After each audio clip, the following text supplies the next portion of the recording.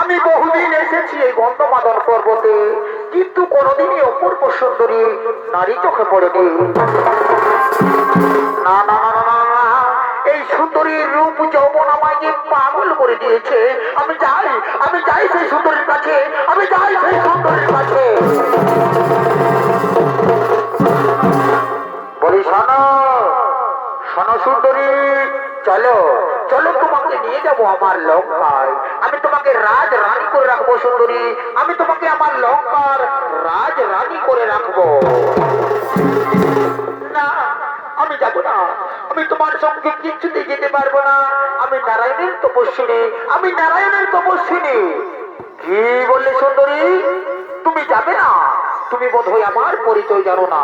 শোনো সুন্দরী, আমি হলাম বিশ্ব শ্রবা মুনি পুত্র ধর্মানা। তাই বলছি সুন্দরী, ওই ছল কপট নারায়ণের হাত থেকে আমি তোমাকে রক্ষা করবো সুন্দরী। তাই চলো আমার সঙ্গে। না, আমি যাব না, আমি তোমার সঙ্গে কিছুতেই যাব না।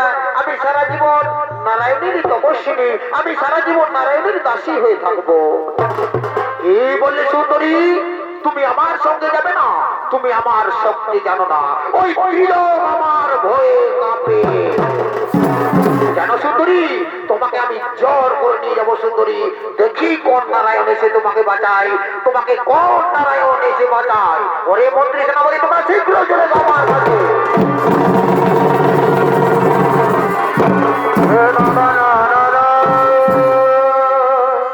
আদেশ করুন মহারাজ।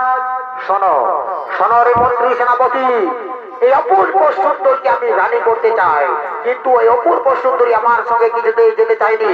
তাই আমি তোমাকে আদেশ দিচ্ছি, তোমরা যাও এই অপূর্ব সুন্দরীকে জোর করে, এই সুন্দরীকে জোর করে নিয়ে যাও আমার লঙ্কা। হে মহারাজ, তাই হবে।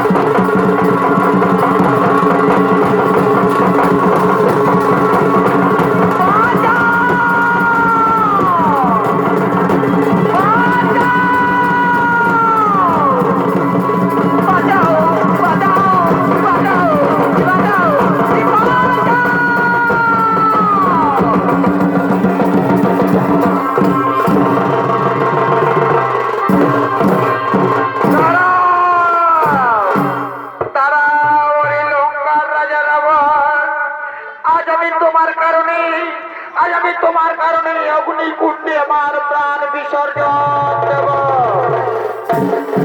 তুমি আমার একটি কথা মনে রেখো, আমি সারা জীবন প্রভু শ্রী নারায়ণের তপস্যা করেছি।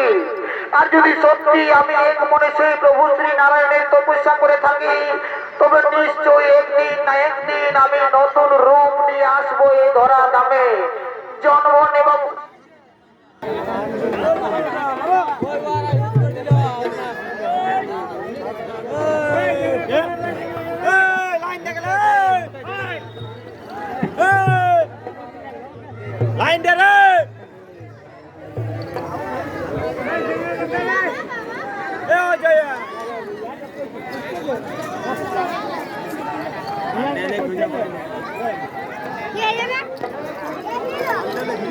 খুব টাকা দিলা দাও ওইটাই তো হলো সমস্যাটা আর ফুলটা ছিল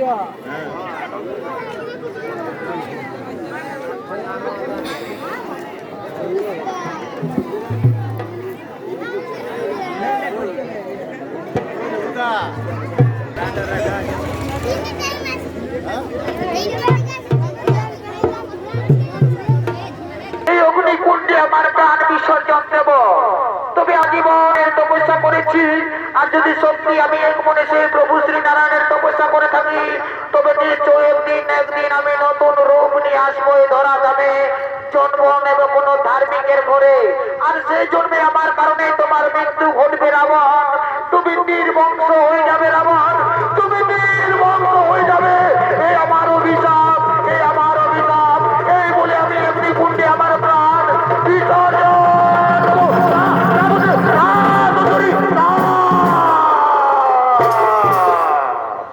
এদিকে এদিকে বেদবতী সেই দুষ্ট রাবণের অত্যাচার সহ্য করতে না পেরে নিজেই অগ্নিকুণ্ড তৈরি করে সেই অগ্নিকুণ্ডে তার প্রাণ বিসর্জন দিলেন।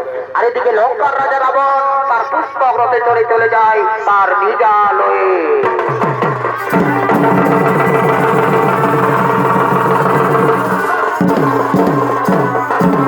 বছর পার হয়ে যায়, আর এদিকে প্রবল বৃষ্টির কারণে ক্ষেতের ফসল নষ্ট হয়ে যাচ্ছে, আবার অনাবৃষ্টির কারণে চাষের জমি পাথরে পরিণত হয়ে যাচ্ছে। তেমনি একটি জায়গার নাম ছিল মিথিলা, সে মিথিলার নরেশ ছিলেন রাজা জনক। তাই দেবরাজ ইন্দ্রের অভিশাপে অনেক বছর ধরে বৃষ্টি হয়নি, তাই মরুভূমিতে পরিণত হয়ে গেছে প্রায়। সেই সময় জনক রাজার গুরুদেব তাকে আদেশ দিয়েছিলেন যে হে রাজা জনক, আপনি আর আপনার স্ত্রী যদি সবকিছু ত্যাগ করেন তবে হয়তো বৃষ্টি হতেও পারে। তাই এদিকে রাজা জনক তার গুরুদেবের আদেশ অনুসারে রানী সুনয়নার অলংকার দিয়ে তৈরি করেছে এক সোনার লাঙ্গল। সেই লাঙ্গল নিয়ে রাজা জনক চলেছেন সেই চাষের জমির দিকে চাষ করার জন্য।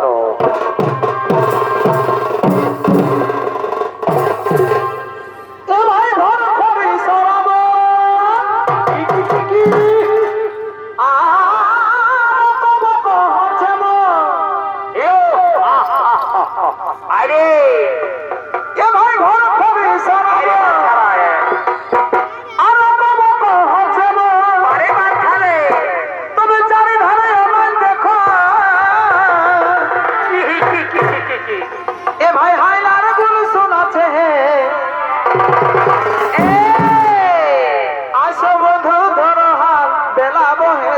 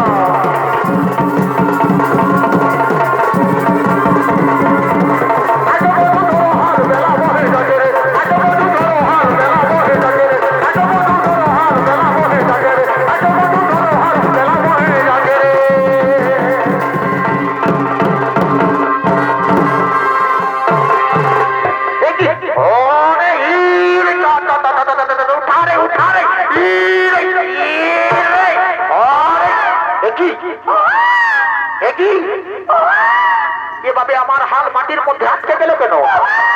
একই এই নাবালক শিশু কন্যা, একই এই নাবালক শিশু কন্যাকে কিভাবে মাটির মধ্যে ফেলে দিয়েছে? একই একই না না না না না না, এ হতে পারে না। কেন এই শিশু কন্যাকে এভাবে মাটির মধ্যে ফেলে দিয়েছে? শোনো শোনো রে মন্ত্রী সেনাপতি, তোমরা শীঘ্র চলে যাও আমার কাছে।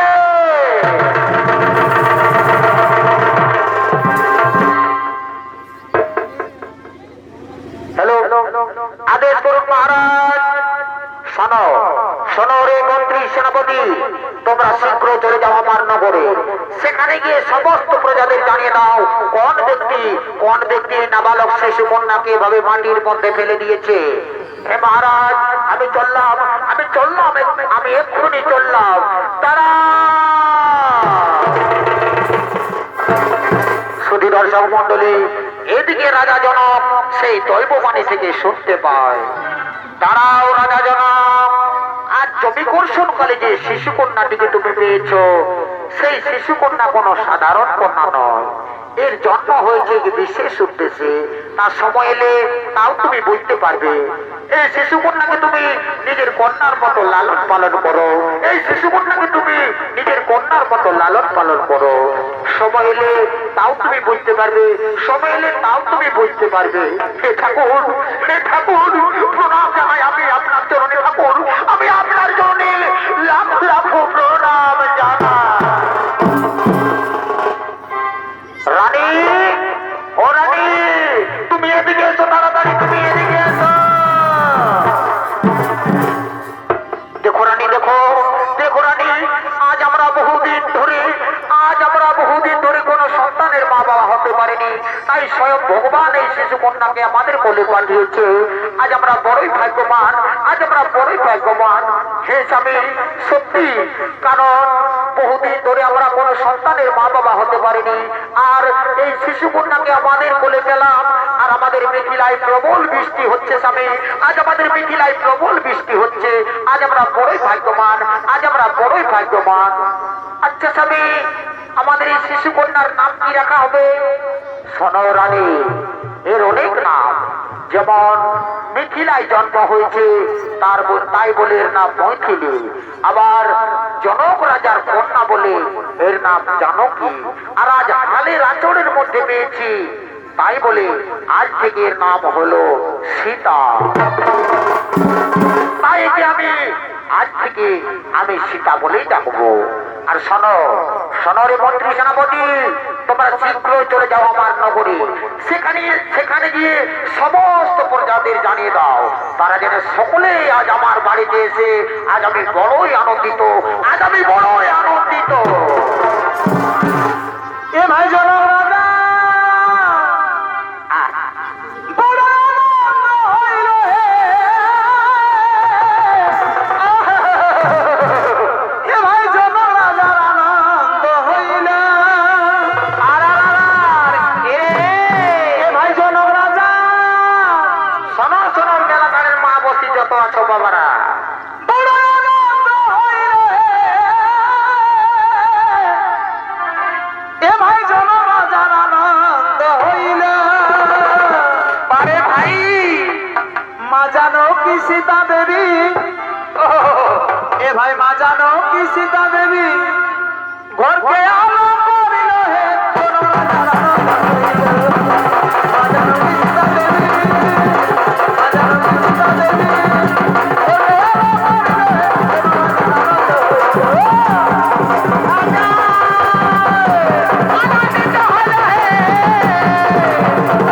আনন্দিত হইল হে। আনন্দিত হইল। মা জানো কি সীতা দেবী, মা জানো কি সীতা দেবী ঘরকে আলো করিল হে। আনন্দিত হইল।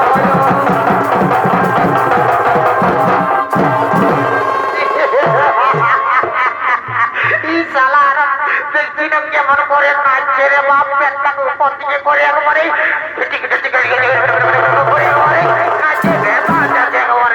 দেখছি না। এ বাবা, এ গো বহু, এ বহু, তুমি এটা কি করছো গো? এ গো ভাসুর, আমি ওই রাজা ঘর থেকে যাবো বলে আসেছি গো। এবার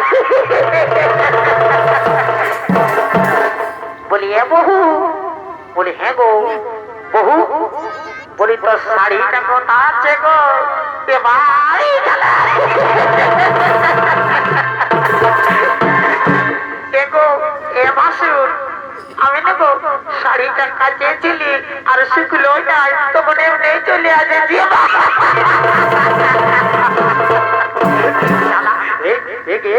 চলে চলে চলে বাপ, তুই আমার লাজ সরম সব কুছাবি বাপ। রাম রাম রাম রাম রাম রাম রাম রাম।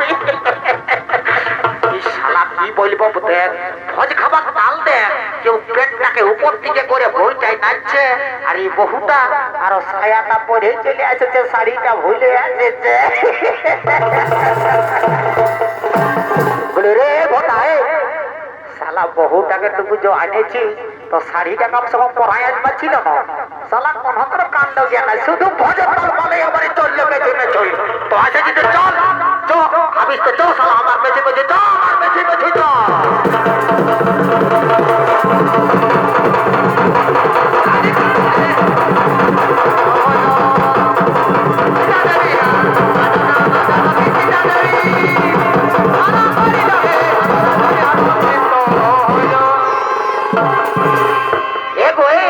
ওইদিকে চলো গো রাজা, ঘর দিকে চলো, ভাসুরটা গেল, নাহলে সব ফুরালে তোমার ওই ইহাই হবে শুধু।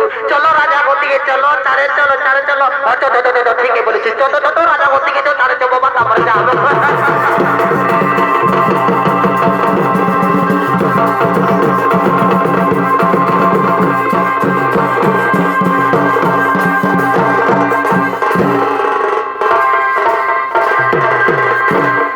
এদিকে মা মসি যত আছো বাবারা সবাইকে দণ্ডবোধ করছি, আর এদিকেও কাকা জেঠা মশা পিসা দাদা সবাইকে একবার দণ্ডবোধ করছি বাপ, যত আছো সবাইকে ভালো করে দণ্ডবোধ করছি।